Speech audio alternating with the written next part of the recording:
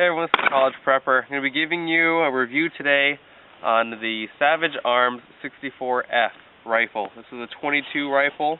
Bought this yesterday at Black Friday. I picked it up for $140 total at Walmart. So this has a 20.5-inch barrel, and it only comes with, or the mags only hold 10 rounds. But you can pick these mags up for about 15 to 20 bucks. They're really cheap. Today we're shooting the Super Maximum Hyper Velocity Aguila 22 rounds. These fly at about 1,700 feet per second, and that's why I like them.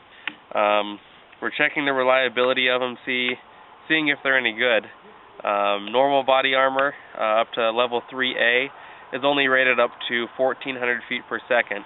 Now these are only 30 grains, and it's got a light copper jacket with a lead inner core, so it's not likely it's actually going to go through body armor by any means.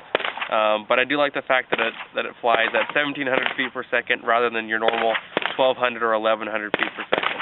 So let's see how she shoots.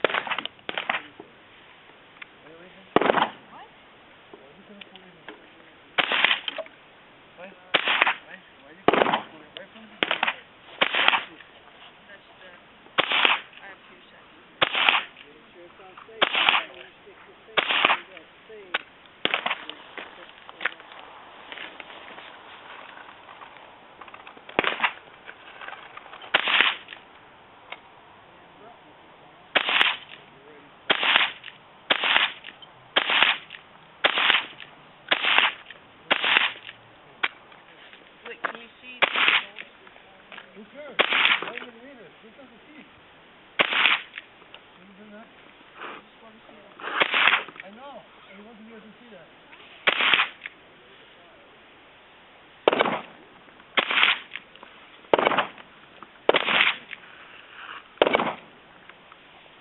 Right? Yeah.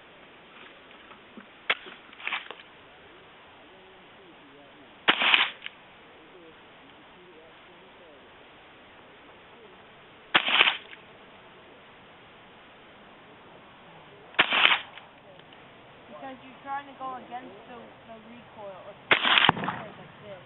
You're shooting this and dropping it out.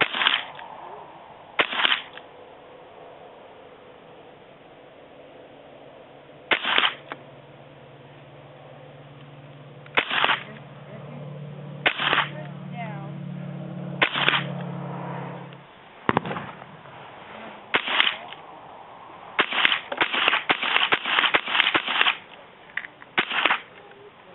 Took it out today to the range and shot 200 rounds through it.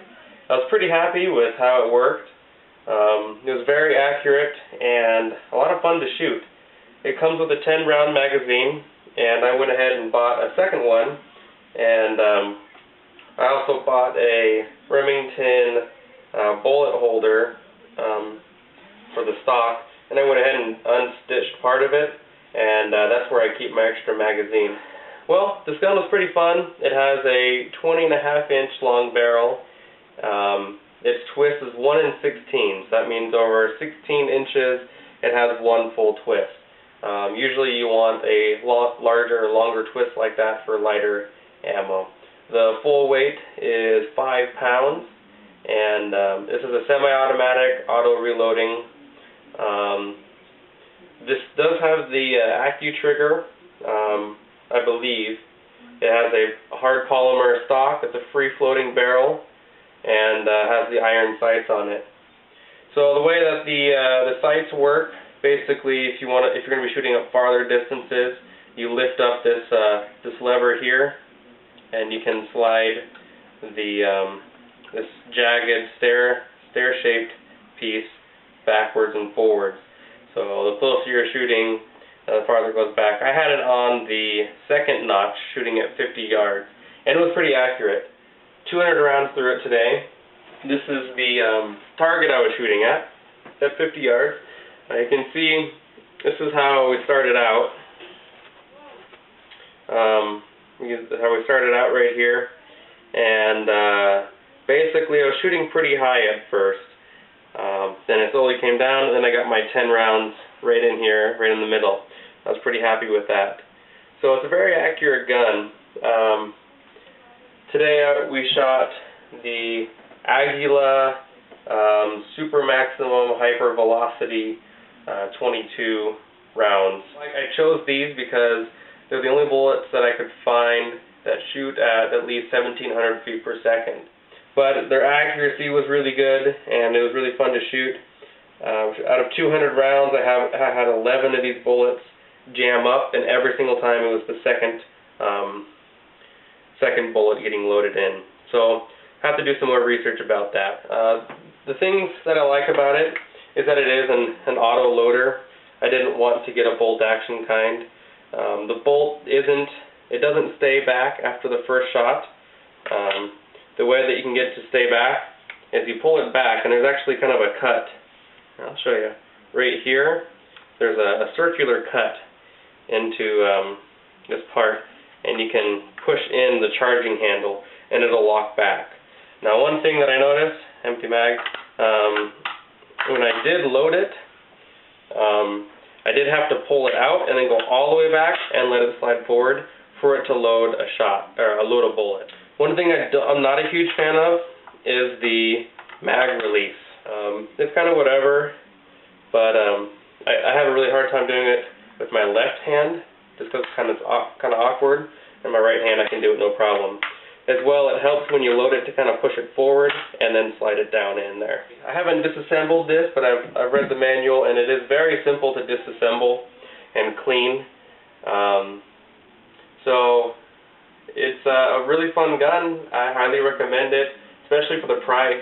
$137 at Walmart. Total price was $142 after tax. And I highly recommend as well that you get this ammo holder, stock holder, for it. I don't know what size cartridge these are meant for obviously for a large bullet, but I just unstitched it a little bit, and it holds my other magazines in there really easy, and that way I can have plenty of mags on me.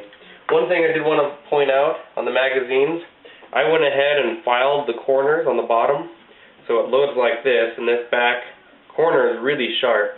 So I took my file and I just kind of rounded it out. I usually like to give a little love tap when I put in a magazine, and it was really chewing up my hand, so I did that. So this is a great rifle. I was talking to one of the gun guys at Walmart. The reason why Walmart has cheaper guns, they have direct contracts with the companies, and they sell them for basically how much they buy them. They actually don't make any money on guns or ammo. They basically, it's just to get people in the door. So that's why I went and bought it from Walmart, because it was the cheapest around. So I have to do some more testing with different types of ammo to see if it's a gun problem or an ammo problem with the feeding, and I'll keep you posted. This is College Prepper reminding you that if you fail to prepare, you are preparing for failure.